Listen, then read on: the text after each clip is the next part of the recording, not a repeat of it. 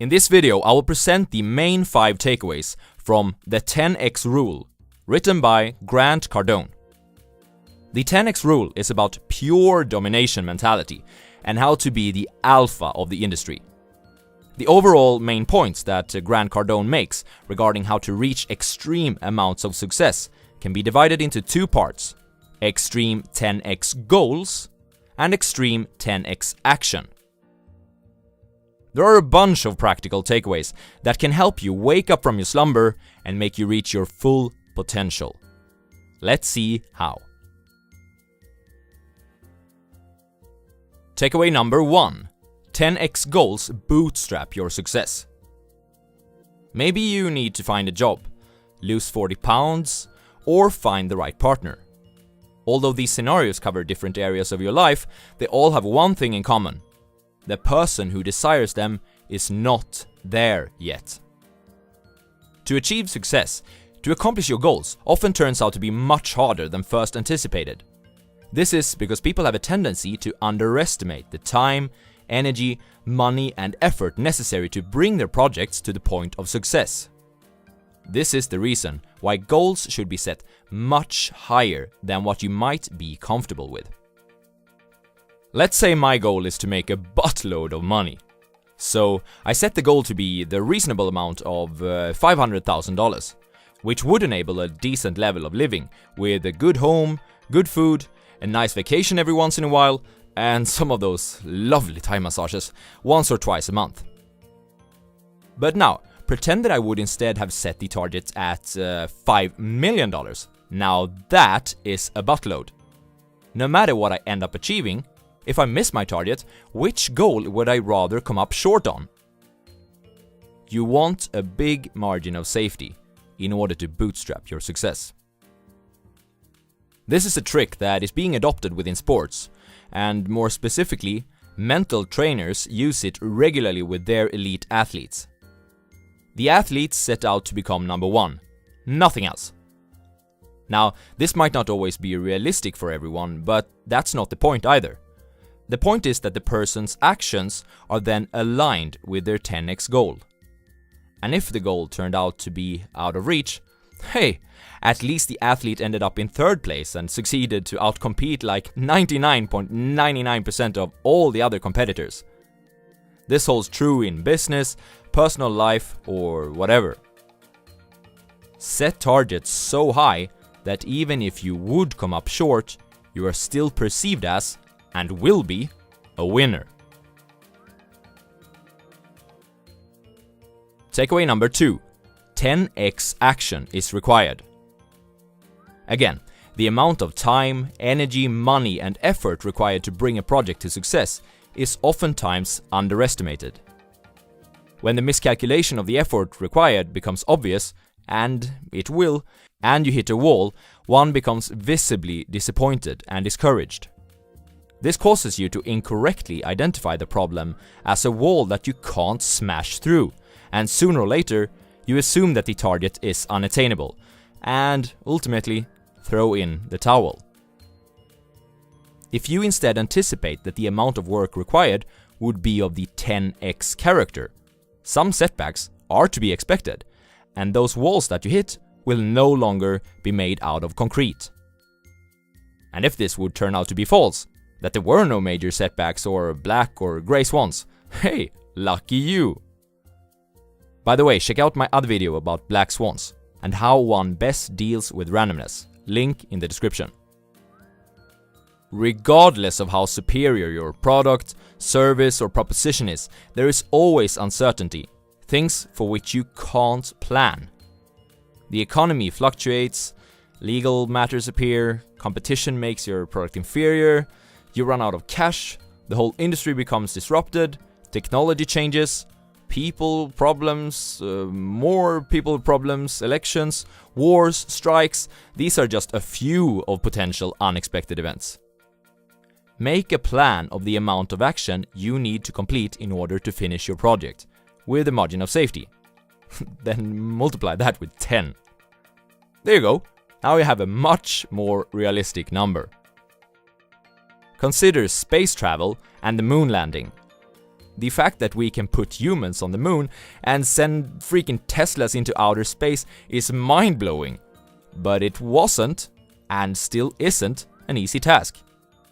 The initial target was of 10x character, and the amount of action required was 10x massive. To achieve greatness, your amount of action needs to be great. Takeaway number 3. Create your own luck.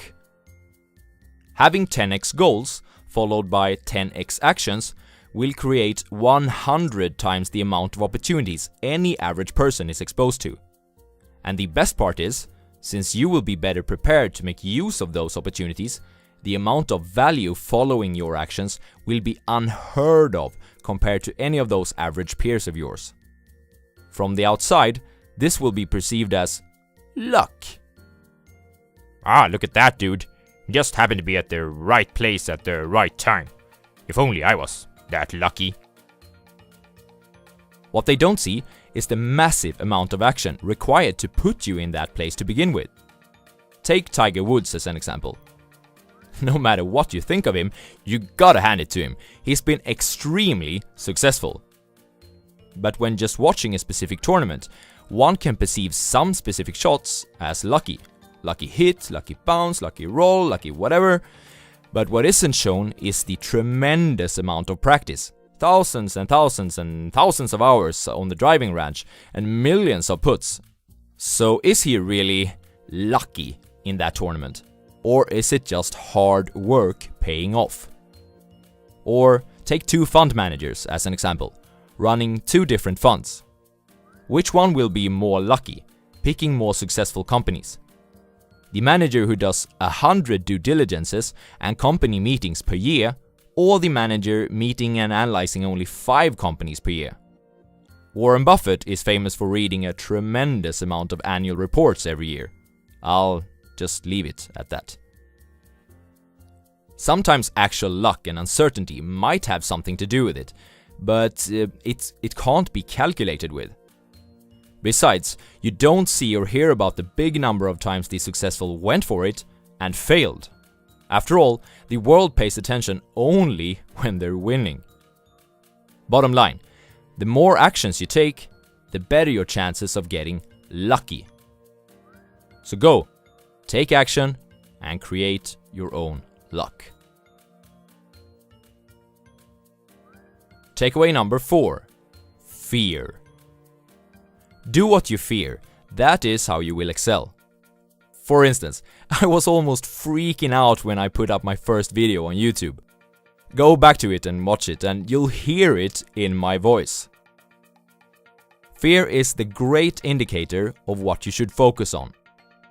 An absence of concerns signals that you are only doing what's comfortable for you, and that will only get you more of what you have right now. Fear stands for false events appearing real.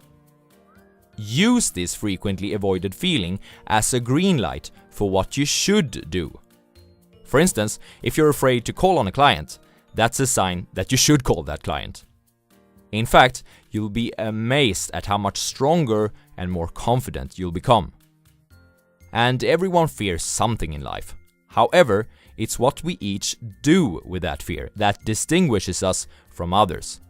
It actually works as a competitive tool, one that is for free and unutilized for the most part. So, bottom line, eat your fears. Don't feed them by backing off or giving them time to grow. Learn to look for and use fear so that you know exactly what you need to do to overcome it and advance your life.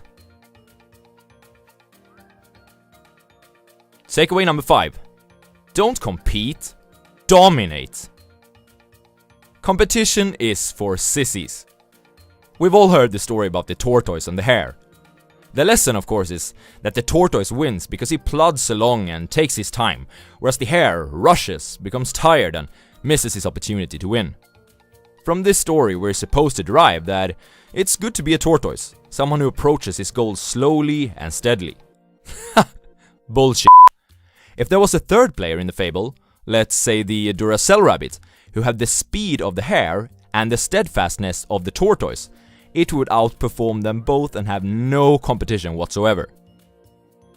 The suggestion here is to approach your goals like the tortoise and the hare, by attacking them ruthlessly from the beginning and also staying with them throughout the course of the race. Take the competition to your playground, where you go all in with energy every time. Even if you fail, you keep going all in. As most people won't do what's necessary to be at your level, you will achieve great results no matter the field. And then, just keep stacking wood and fuel, more wood, more fuel, until the fire is so hot and burns so brightly that not even competitors or market changes or anything can put your fire out. These were some of the major takeaways from the 10x rule. So, in order to reach your full potential, set 10x massive goals. Doesn't this seem to be a reappearing pattern of successful people? Projects usually require more than you first anticipate.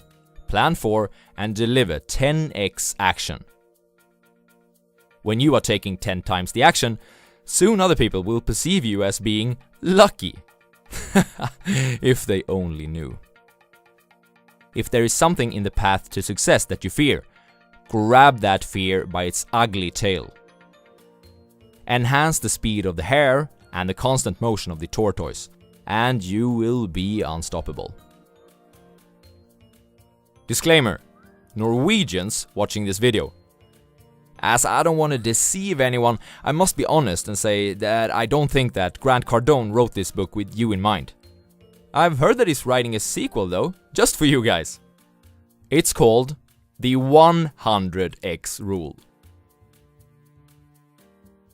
I hope you have enjoyed this video, even if you are Norwegian, and that it can be a part of enabling you to reach your full potential. Have a good one.